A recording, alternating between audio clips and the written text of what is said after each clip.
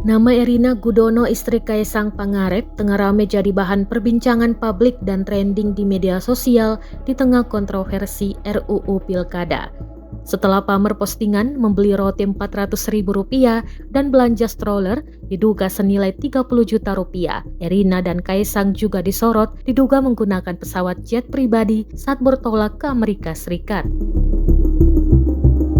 Kaisang Pangarep dan Erina Gudono kepergok naik private jet mewah saat pergi ke Amerika. Diketahui anak dan menantu Presiden Jokowi itu datang ke negeri Paman Sam untuk memulai orientasi program S2 Erina. Namun rupanya banyak warganet yang salah fokus dengan unggahan Erina saat memotret pemandangan awan dari jendela pesawat. Adapun tarif menyarter jet pribadi dengan tipe tersebut sebesar 13.000 hingga 16.000 US dollar atau setara dengan 202 juta hingga 250 juta rupiah. Jika Kaisang dan Erina menyewa pesawat tersebut kurang lebih selama 24 jam, mereka harus membayar sekitar 360.000 US dollar atau setara dengan 5,6 miliar rupiah.